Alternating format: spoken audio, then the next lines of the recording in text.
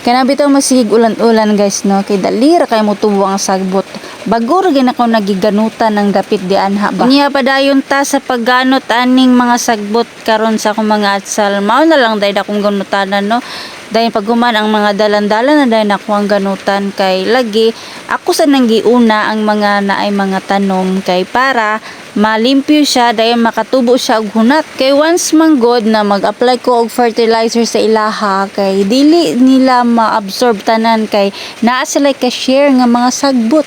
Sumaot to akong gaganutan. Kaniya mao ni ganahan sa atsal guys nung kanabitang limpyuhan siya, guan og sagbot dayon kanabitang habukan siya or kanabitang yuta ibutang nimo sa punuan samot na siguro no na yung mga chikindang mga ingana or mga organic bito nga fertilizer niya imong ibutang dali ra siguro mutubo ang mga atsal. Kaniya samtang nangganot ko guys no is gihinay-hinay gyud nako na kay para dili gyud ta maputol ng gamot sa atsal kay nanitapad naman pod hinuon ning mga sagbuta diri sa kong atsal oy. Gamay na lamang jud ni nabilin aning mga atsal guys no kay ngano katong pagbagyo-bagyo sigig ulan medyo wala gyud ning kuan ng uban wala ni survive nangamatay gyud siya so mao gamay-gamay na lang gyud ning nabili. Sa tinuod lang bitaw guys no dili kabalakan diri sa probinsya kung wala jud kay kwarta basta magkugil lang kag pananom ay makasud-an man jud pud ka oy basta magkugil lang ka pero syempre need pud nato ng kwarta bisag gamay no kay mukaon putag isda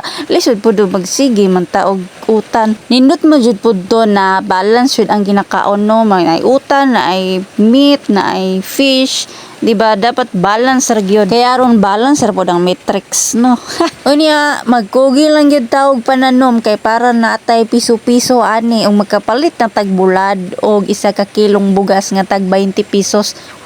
Actually ako ra jud kakambras-kambras niya ko ang mga utanon diri no kay gamay ra man pero was na mo dako na niya ako ang mga utanon ay na kinahanglan na po nato ng backup. Kay dili ba yala limang ganot no sa mutag dako kay imong ganutan nya ikaw ra isang magkambras-kambras ay na dili gyud na mahimo kay pagkainita ra ba sa panahon karon. Pero as a farmer bitaw guys no kay makahappy kaayo nga mamunga na imuhang mga tanom kay syempre sa sinugdanan pa magkugi gyud ka og pamisbis pangganot sa mga sagbot pero once na bitaw nga mamunga na siya ang mga utanon nimo kay makahappy kayo kana bitaw murag abot langit ang imong kasiyahan. Sa pagkakaroon guys is ginagmay ra gyud kaayo ako ang gipang tanom karon kay dili ko or dili na ko magkaya kung magdagko ko kay ako raman ang magkamras-kamras kay syempre wala pa ko dakong pundo nga pwede na ko isweldo sa mga tao. So mao to guys no ang sitwasyon diri sa mua init sa buntag dayon pagkahapon makalitra og ulan.